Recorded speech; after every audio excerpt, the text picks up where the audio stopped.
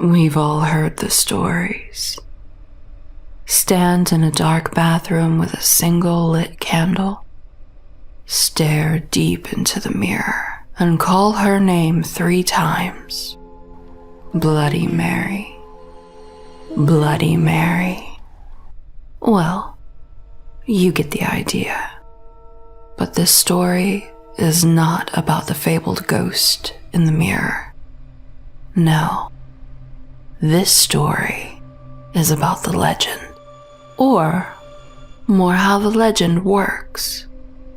No supernatural being stalks its prey to their home. No monster waits beneath its victim's bed so it can strike while they sleep. No spirit watches from the window of an old house in the hope someone will notice it. This legend exists because of one basic instinct of humanity: curiosity. You see, Bloody Mary cannot do any harm to her victims unless they summon her. For this reason, you would think her to be mostly harmless. I mean, who would be stupid enough to summon a ghost to kill them? Well, that's probably what most people think. But sooner or later, she always gets someone. It is in your nature to be curious. You cannot simply walk away when you hear a scream from behind a door. You cannot simply run away when you hear your name whispered in the darkness of a foggy night. Well, anyway, I do have a story to tell.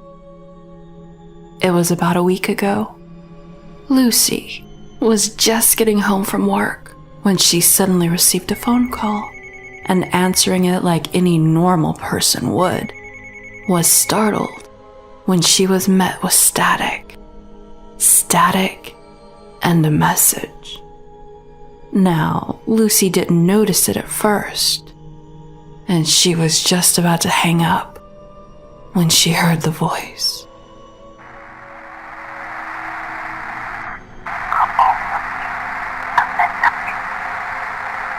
It was hard to make out through the static, but Lucy managed to piece together the sentence from the fragments she had heard. Call for me at midnight. Call for who? Lucy muttered to herself. The ghostly voice whispered, as if it had heard her. This was apparently shocking. So shocked, in fact, that she dropped the phone and the call ended.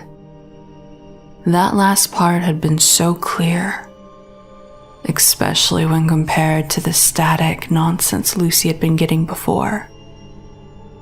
She picked up the phone from the ground and checked it for scratches. Shit, Lucy growled, noticing a large graze across the side of it. But she calmed herself and sighed deeply and opened up the call history. Nothing. It was as if the phone call had never even happened. Confused, Lucy put the phone back into her pocket and tried to forget about it. The rest of her day was fairly normal. She lived alone and in a reasonably large house, so it's quiet most of the time. She ate dinner, watched Netflix, and went to bed. However, Lucy didn't sleep that night. Not for long, at least. That phone call slipped into her dreams and took hold. Call for me at midnight. Lucy awoke, mouthing the words. She rolled over to look at the clock. 11:59. She thought about it in that short time frame that she had. I bet she wished she had thought about it longer. But Lucy just had to see what would happen. She held her breath as she watched the display change, and it became midnight. Emily. Lucy called out. But her call was greeted by silence. She chuckled slightly to herself. How could she have believed something would happen?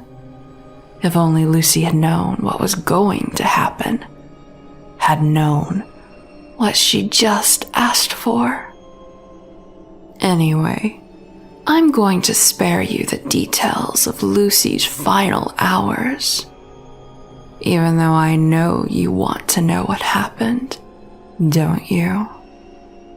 Well, if you really want to know, why don't you try calling for me yourself? Just say my name. You can even whisper it if you want to. That is,